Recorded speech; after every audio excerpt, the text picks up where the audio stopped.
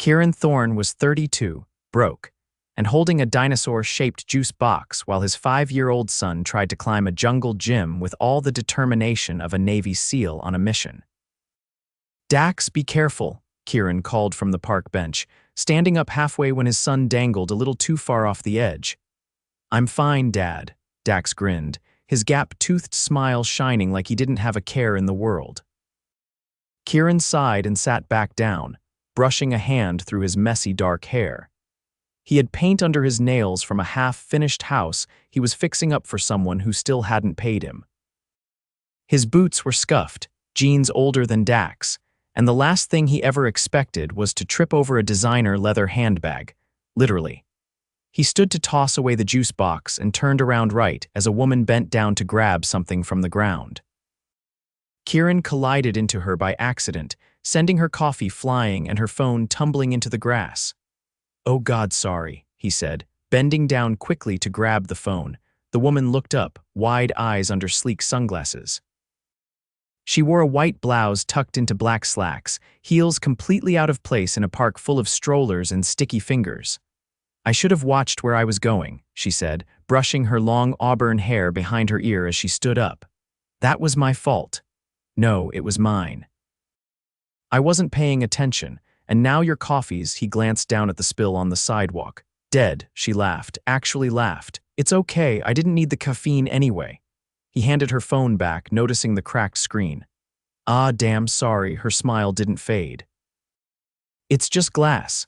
That's when Dax ran over, cheeks flushed from climbing. "Dad, I made it to the top. Who's she?" he asked, staring up at the woman. "I'm Whitney," she said, crouching down to meet Dax's eyes. "And you must be the best climber in this whole park." Dax puffed up proudly. "I am." "Wanna see?" Whitney glanced at Kieran like she was asking for permission. Kieran nodded once. "Go ahead, bud." As Dax bolted back toward the jungle gym, Whitney stood, brushing grass off her knees. "You're really good with him." "Yeah, well, kinda have to be." "It's just us." She gave him a look, not pitying but curious. "You a single dad?" "Yeah, since Dax was 2, he shrugged, already regretting how much he said. "Sorry, you probably don't want to hear all that." "No, I do," Whitney said, surprising him. "It's rare, a man raising a kid on his own." "It's admirable," Kieran let out a breath. "It's exhausting, mostly, but he's my whole world." Whitney looked back at Dax. "He's lucky." A sharp wind blew through the trees, and Whitney hugged her arms around herself. Kieran noticed she didn't have a coat. "You're freezing," he said, pulling off his worn flannel and holding it out. "Oh no, really, please," he said. "I've got layers." Whitney hesitated, then took the jacket. It smelled like sawdust and fresh laundry. She smiled at him, softer this time. "Thank you, don't mention it." He shoved his hands into his jeans pockets, unsure what to say next. Whitney glanced at her watch. "I have to be somewhere soon, but I'd like to see you again." Kieran raised a brow. "Really?" She laughed again. "Yes, really, I mean, just making sure." "I've got paint in my hair and probably smell like a garage." "I didn't notice," she lied, clearly amused. "Well, maybe a little bit, but I don't mind." He couldn't help but grin. "I don't exactly have a business card," but Whitney reached into her bag and pulled out a sleek black card. "Here's mine." Kieran took it, reading the embossed letters. Whitney Cavanaugh, CEO Cavanaugh Tech. His eyebrows shot up. "You're a CEO?" She reached for her sunglasses with a half smile. "Surprised?" "Yeah, kinda thought you were some kind of, I don't know, lawyer. Or fashion blogger." She laughed as she turned to go. "I'll take that as a compliment. Call me." Kieran stood there long after she left, watching her heels click across the concrete path like something out of a movie. Dax ran back over, panting and red-faced. "Dad, you were talking to a pretty lady," he said, eyes wide. "Are you gonna marry her?" Kieran snorted. "I just met her." "That's how it starts," Dax said seriously, then wandered off to look for bugs. Kieran held the business card in his hand, staring at the number, a CEO. He shook his head with a low laugh. There was no way in hell someone like her would actually fall for someone like him, but he had her card. And maybe, just maybe, he'd call. 3 days passed before Kieran finally worked up the nerve to call the number on the card. He stood in the corner of the hardware store, wedged between bags of concrete mix and paint rollers, holding the phone like it was about to explode. The call went to voicemail. He hung up before the beep. That night, as Dax slept curled under dinosaur sheets, Kieran sat at the kitchen table lit only by the flickering overhead light and dialed again. This time she answered. "This is Whitney." Kieran cleared his throat. "Hey, it's Kieran from the park." A pause. "I was wondering if you were going to call," she said, her voice warm, amused. "You took your time." "I had to make sure I wasn't hallucinating the whole thing." She laughed softly. "You weren't." "What are you doing Friday night?" "Probably sanding cabinets in someone's kitchen while Dax draws monsters on the wall with a crayon." "Why?" "Let me take you to dinner." Kieran blinked, caught off guard. "You want to take me out?" "I do." He hesitated. "I don't have a sitter. Bring him." "I'll make a reservation somewhere family-friendly." Kieran rubbed the back of his neck, glancing toward the bedroom where Dax's nightlight glowed. "You sure?" "I wouldn't offer if I wasn't." That Friday, Kieran dressed in a clean button-down he hadn't worn since his sister's wedding and made sure Dax's hair was combed, which was no small feat. They took the bus downtown, the route winding past glittering storefronts and hotels with valets in black vests. The restaurant Whitney chose had a glowing gold sign and valet parking. Kieran didn't even know if they'd let him in wearing work boots, but the hostess smiled and led them to a private corner booth where Whitney was already seated. She stood when she saw them, her blazer draped over the back of the chair, a soft gray sweater beneath it. Her hair was pinned back loosely, and she looked nothing like a CEO. She looked like someone trying to belong in a quieter world. "Hi," she said, bending slightly to greet Dax. "You must be the park champion." Dax grinned and slid into the booth. "I brought my dinosaur." "He's hungry too." Kieran sat across from her, trying not to notice how the linen napkins felt like they cost more than his entire wardrobe. "Thanks for doing this," he said, clearing his throat. "You didn't have to." "I wanted to," Whitney replied. "It's been a while since I had dinner that wasn't in a boardroom." The waiter approached, and Kieran glanced at the menu, eyes catching on the prices before he quickly shut it. "I'll have whatever's hot," he muttered. Whitney looked up. "We'll do the chef's recommendation." "And a chocolate milk for the little guy," Dax beamed. "With a straw, please." Once the waiter left, Whitney turned back to Kieran. "So, you fix houses?" "Mostly, whatever pays." "Painting, plumbing, drywall, you name it." "Do you like it?" He hesitated, running his finger along the condensation on his water glass. "It keeps us afloat. I'm good with my hands. Didn't exactly have a lot of options when things went sideways." Whitney didn't press. She glanced down, fingers toying with the edge of her napkin. "My father always said if you're not building something, you're wasting time. I didn't know what he meant until I started the company." "You built Cavanaugh Tech?" he asked, surprised. "From scratch, right after college?" "It started in a garage with 2 laptops and a whiteboard," he blinked. "I didn't realize most people assume I inherited it," she said lightly. "But no, I dug in, I bled for it." Kieran nodded slowly. "Then we're not so different." That earned him a look sharp, curious. "You think so? I know what it's like to fight for something that doesn't come easy."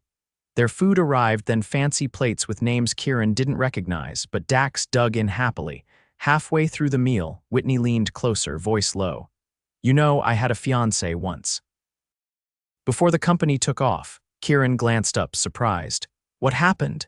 "He wanted the version of me that didn't exist anymore, the one who made pancakes on Sundays and didn't check email at midnight. I changed. He didn't like that."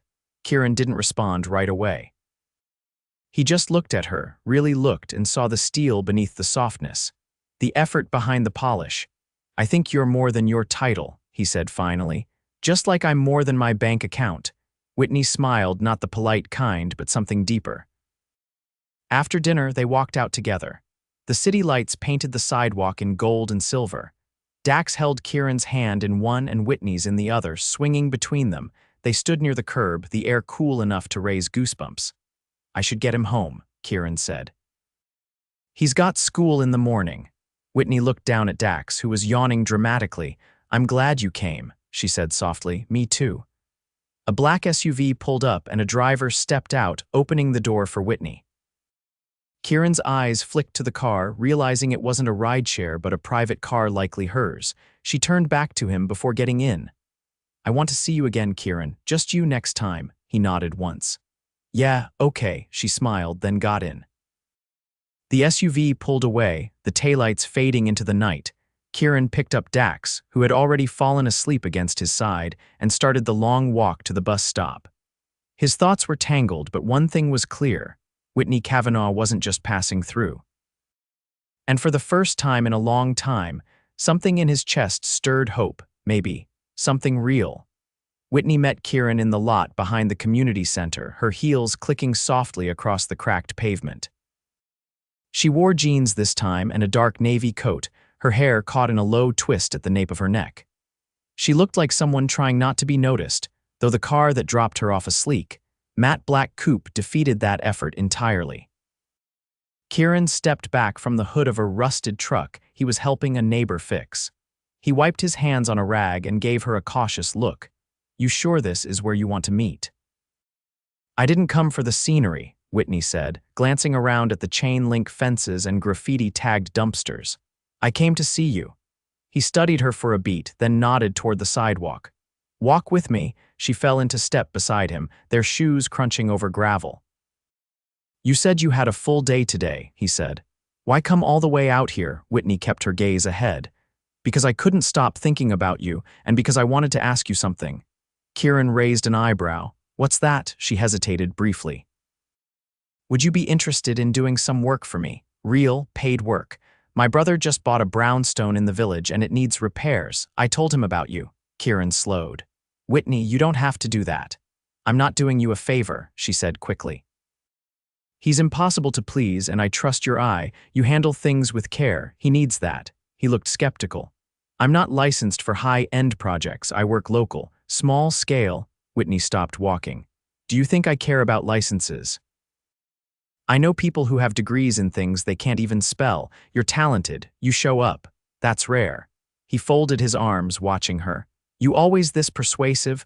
"Only when I mean it," she said, her tone softening. "Just think about it." Kieran didn't respond, but he didn't say no either. They turned the corner and came upon a row of shuttered shops. A small bakery sat at the end, its windows fogged from the ovens inside. The door was propped open despite the chill, and the scent of warm bread hit them instantly. Whitney stopped in front of it. "Have you ever been in here?" Kieran shook his head. "No, usually can't afford to. Come on, my treat." He hesitated, glancing at the time. "I told my neighbor I'd pick Dax up by 6. He's having a playdate with her twins." Whitney didn't push. "Another time then." "Yeah," he said. "Another time." They stood in the quiet for a moment before she turned to face him fully. "You know, my mother thinks I'm dating a hedge fund manager." Kieran gave a dry laugh. "I take it I don't quite fit the bill." "She doesn't know I met someone who owns 2 pairs of work boots and carries a lunch in a cooler with paint on it. You told her about me." "I told her I met someone grounded, someone real." He looked down at the pavement, then back up at her. "That's a nice way of saying poor." "No," Whitney said firmly. "It's a true way of saying valuable." Kieran let that settle before he asked, "What does that mean for you, though, being with someone who doesn't live in your world?" "I don't want anyone in my world," she said. "I want someone who sees through it." His jaw tightened slightly, uncertainty still flickering behind his eyes. "I live in a 2-bedroom apartment that needs new plumbing. I make enough to cover rent and Dax's school snacks." "I'm not some project you lift up for fun, Whitney." "I know that," she said. "I'm not here to fix anything. I'm here because I like who I am when I'm with you."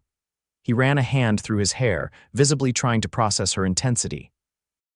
"You know this is complicated, right?" "Of course," she said easily. "That's why it might be worth it." Kieran's phone buzzed in his back pocket. He pulled it out, glanced at the screen. "I should head over. He gets cranky if I'm late." Whitney stepped back. "Let me give you a ride." He shook his head. "Thanks, but I'll walk. Helps me think." She didn't argue. Instead, she reached into her coat pocket and pulled out a folded piece of paper. "This has the address for the brownstone if you change your mind." He took it, folded it again without looking. "I'll let you know." Whitney nodded once, then turned to go. She reached the car, paused, and looked back. "You don't have to be afraid of this," she said, her voice carrying across the empty street. "I'm not." He watched her get into the car and drive off, the taillights vanishing into the dusk. Later that night, after Dax was asleep and the apartment was quiet, Kieran unfolded the paper and stared at the address. He didn't know what he was stepping into, but for the first time in a long while, he wasn't sure he wanted to keep living at arm's length from everything. Because Whitney hadn't just shown up in his life, she was asking to be part of it, and that terrified him more than he wanted to admit. The brownstone was 3 stories of exposed brick and shuttered windows, nestled between 2 ultra-modern glass townhomes in the West Village, like a relic that refused to be forgotten. Kieran stood on the sidewalk with his toolbox in one hand and a folded set of floor plans under his arm, staring up at the building like it might come alive. The front door opened before he could knock. A man in his late 30s stepped out, tall and lean, sharp jawline and closely cropped curls. His tailored blazer looked like it cost more than Kieran's truck. "You're Kieran," the man said, looking him up and down. "I'm Nathan, Whitney's brother." "That's me," Kieran said, adjusting the strap on his tool bag. "She said you needed someone who could handle the work with attention to detail." Nathan's expression didn't shift. "I didn't expect her to send someone. Unlicensed. I'm not here to impress you," Kieran said evenly. "I'm here to fix your house." Nathan raised an eyebrow but stepped aside without a word. "Let's see what you've got." Inside, the brownstone was stripped down to its bones. Scaffolding lined one wall, and plastic sheets hung like curtains between exposed beams. Kieran walked through each room slowly, making mental notes about the cracked molding, outdated wiring, and uneven flooring. Nathan followed in silence until they reached the staircase. "You have a kid, right?" Kieran turned. "Yeah." "Dax? He's the reason you're doing this," Kieran gave a short nod. "He's everything." Nathan leaned against the railing. "Whitney doesn't usually get involved in my projects. She wrote you a glowing recommendation. That's not normal for her." "I didn't ask her to," Kieran said. "But I'll earn it." Nathan studied him a moment longer, then gave a curt nod. "Don't be late. I like people who show up before I do." Kieran left the brownstone feeling like he'd passed some unofficial test. That night, he and Dax celebrated with takeout pizza on the floor, using paper towels as plates and laughing over silly YouTube videos. It wasn't much, but it felt like a win. Over the next 2 weeks, Kieran worked 10-hour days at the brownstone. Whitney stopped by exactly twice. The first time was to bring coffee and a clipboard full of permits. The second time, she arrived unexpectedly just as he was sanding down an antique banister. He looked up, dust on his jaw, sleeves rolled and eyes tired. "You shouldn't be here without a mask," he said, cutting the sander. "I wanted to see the progress," she said, stepping carefully over the cord. "And you," he wiped his hands on a rag and leaned against the railing. "You're braver than your brother." Whitney smiled faintly. "Nathan can be difficult. He's not wrong to ask questions." "This place is worth a fortune." She walked over to the window, looking out at the skyline just visible over the rooftops. "When we were kids, our parents had a place on the Cape. It was falling apart. My dad fixed it with his own hands. I'd sit on the porch and watch him work for hours." Kieran crossed his arms, listening. "He taught me that value isn't always about money," she continued. "It's about what you build with what you have." He stepped closer, his voice low. "What are we building here, Whitney?" She turned toward him slowly. "Something I didn't expect." Kieran reached out, brushing a speck of dust from her cheek. "You still sure about this?" "Yes," she said without hesitation. He leaned in and she met him halfway. The kiss was quiet, unrushed, full of questions and answers wrapped in one breath. When they pulled apart, neither of them moved right away. "I want you to come with me next weekend," Whitney said. "To the Cavanaugh Foundation Gala." His brows lifted. "You want me to walk into a ballroom full of billionaires?" "I want you there," she said. "Not to prove anything, just because I want you beside me. I don't own a suit. Then I'll take care of it." Kieran hesitated, then nodded. "All right. I'll do it." The following Saturday, a car arrived to pick them up. Dax was already at Kieran's sister's for the night, excited to eat marshmallows and watch cartoons past bedtime. Kieran stood in the living room, wearing a dark slate suit Whitney had sent over that morning. It fit as if it had been made for him, and he kept fidgeting with the cuffs. When Whitney stepped through the door, he went completely still. She wore a sleek black gown that shimmered faintly under the lights, her hair swept up, earrings catching the glow. Her expression softened when she saw him. "You clean up well. You look like something out of a dream," he said. "I don't even have words." She stepped forward, smoothing his lapel. Then don't say anything. The gala was held in a glass-ceilinged ballroom overlooking the river. Waiters floated past with trays of champagne, and a grand piano played in the far corner. Kieran kept close to Whitney, nodding politely to the endless stream of strangers in tuxedos and gowns. She introduced him with quiet confidence. "This is Kieran. He's working on my brother's brownstone." The men shook his hand too hard, the women smiled too softly, but Kieran stood tall, unmoved. Whitney never let go of his arm. Halfway through the evening, a man approached the two of them. Silver-haired and sharp-eyed, he wore a velvet jacket and a watch that probably cost more than Kieran's truck. "Whitney," he said, kissing her cheek, "and this must be your mystery man." "Kieran Thorne," she said. "This is Malcolm Avery, he's on the board." Malcolm extended a hand. "So you're the one who finally got her to take a weekend off." Kieran shook his hand. "Something like that." Malcolm studied him. "I like you already." Kieran watched him walk away, then leaned toward Whitney. "Was that a test?" "Maybe," she said. "You passed." By the end of the night, they stood outside under the stars, the river glittering behind them. "I didn't think I'd make it through tonight," Kieran admitted. "But I did." "You more than made it," Whitney said. "You belong here." He looked at her, really looked. "I don't care about belonging to this world. I care about you, and Dax, that's all I need." She stepped closer. "Then let's build something real, together." He kissed her again, under the open sky, the city humming around them. And in that moment, with nothing fancy between them but the truth, Kieran knew he hadn't just found a woman who saw him. He'd found a future, a real one. And this time, he wasn't walking away. The brownstone renovation had taken 6 weeks. It should have taken 10. But with every stripped panel and replaced beam, Kieran worked like a man possessed. Not because Nathan pushed him, though he did, but because with each day, he found another reason to believe in what Whitney and he were becoming. On the final day, Whitney arrived just as Kieran was finishing the last coat of varnish on the polished oak staircase. She didn't knock. She never knocked now. She stepped inside, her heels echoing across the freshly restored hardwood, and paused at the base of the stairs. "You finished it," she said, her voice caught somewhere between awe and relief. He stood from where he'd been crouched, wiping his hands on a cloth. "It's not just fixed, it's better than new." Whitney looked around the room, running her fingers along the smooth banister. "My brother said he's never seen workmanship like this. He even used the word meticulous. That's practically a love letter from Nathan." "He already wired payment this morning," Kieran said. "I saw it hit my account before I even got here. You could have charged double. I'm not in this for the markup." He paused, watching her. "And I'm not just talking about the house." Whitney stepped closer, setting her purse on the stair.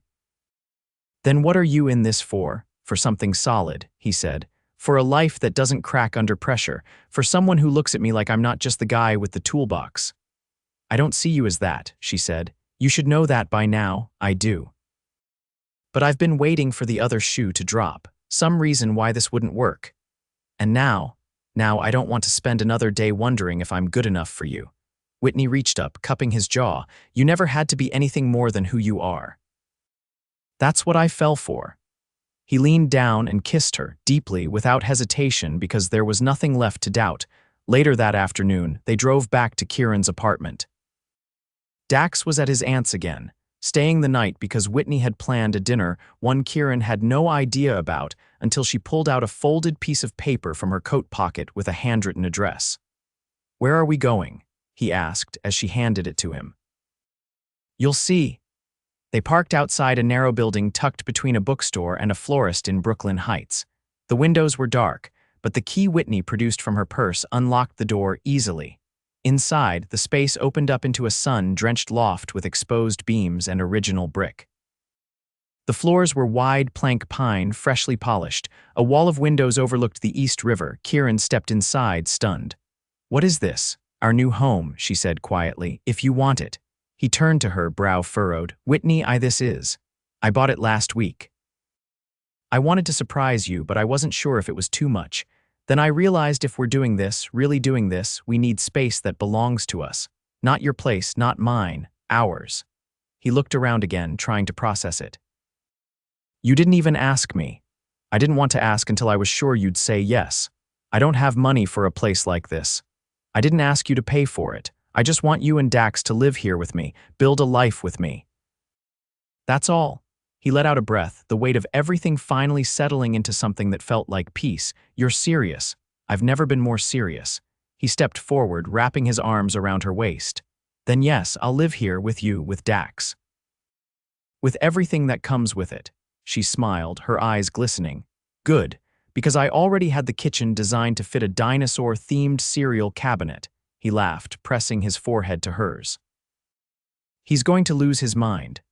That night, they sat on the floor of the empty loft, eating Thai takeout from cartons with plastic forks, the city blinking outside the windows. Whitney curled against his side, her head on his shoulder. Do you ever think about what made you come to the park that day? Kieran asked. Every day, she said. It was supposed to be a client meeting. They canceled last minute and I almost went straight back to the office, but something told me to stop, clear my head. I almost didn't go either. Dax was cranky and I was tired, but he begged. Fate, she said softly, or a 5-year-old with a thing for jungle gyms. She laughed, then turned serious. Can I tell you something? Always. I've never brought anyone into my life like this, not into my company, not into my family. Not into my heart, he kissed her temple. Then I guess we're both learning how to start fresh. A month later, they moved into the loft. The morning after they settled in, Dax stood in the middle of the living room with his toothbrush still in hand, staring around at the boxes. Is this really our house now? He asked. It really is, Kieran said, setting down a box labeled dinosaur stuff. Whitney walked in wearing a robe, her hair damp from the shower. She kissed Dax's forehead, then looked up at Kieran. I made coffee. He crossed the room and kissed her just once before whispering, I'll never stop thanking you for this. You don't have to, she said. You already gave me everything I ever wanted. They spent the afternoon unpacking. That night, they danced barefoot in the kitchen to an old Motown record Whitney had found at a thrift store.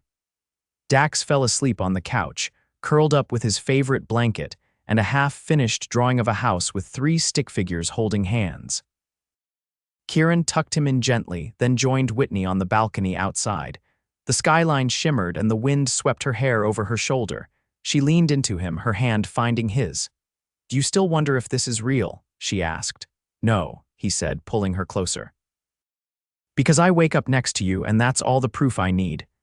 They stood in silence, wrapped in each other and everything they'd built, no doubts, no distance, just love, always.